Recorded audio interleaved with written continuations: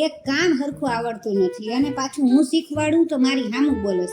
હવે આજ પછી હું કાંઈ કહેવાની નથી ને હું કાંઈ બોલવાની નથી. તમારે જેમ કરવું એમ કરો. પણ મને મનીષા ખીચાઈને કામ શીખવાડે છે એ મને નહીં ફાવે. મમ્મી પણ તમે તો સમજદાર છો, એવું કઈ રાડું પાડીને શું થશે? કાંઈક તો સમજવું જોવે ને. અરે મનીષા તું તો સમજ યાર, તું ઊંધા જવાબ દઈશ તને શું મળશે? મમ્મી પણ એને તમે જેમ શીખવાડશો ને એમ રહે ઈ, અને જે રીતે આખું શીખવાડશો ને એ રીતના આ ભવિષ્યમાં રહે. એટલે અત્યારથી આપણે એ રીતના રહેવું પડે. પણ મનીષા એ તારે સાસુ કહેવાય, તારે જે રીતે ઘર ઢાળવું હશે ને એમ ઢળી જશે. આ શરૂઆત કહેવાય, શરૂઆતમાં સરખી રીતે રહી લેવાય એટલે પછી વાંધો નહીં.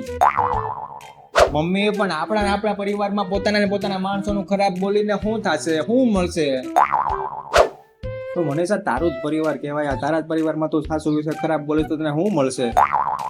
મમ્મી કદાચ એને ખોટું લાગી ગયું ને કોઈ નહીં બોલે અહીંયા ઘરમાં, તો ઘરે એના પોતાના ઘરે વહી જાય તો આપણા સમાજમાં આપણી ઇજ્જત શું રહે? મનીષા પણ તું આવું આવું કરીશ ને કદાચ તારા ઘરે તું વહી ગઈ તો તારા મમ્મી પપ્પાની સમાજમાં ઇજ્જત શું રહેશે એ તો વિચાર. મમ્મી પણ તમારી ઉંમર થઈ જાય ને ત્યારે વૃદ્ધાવસ્થામાં પછી આપણે જો વહુ હોય ને ઈ જ સહારો બને, એટલે આપણે એ રીતના રહેવું પડે. પણ મનીષા સાસરા આવ્યા પછી સાસુ જ સહારો હોય, વહુ ન. પછી તું હું તો કદાચ ઓફિસે વયો જાવ, આખો દિવસ તું ક્યાં જાય?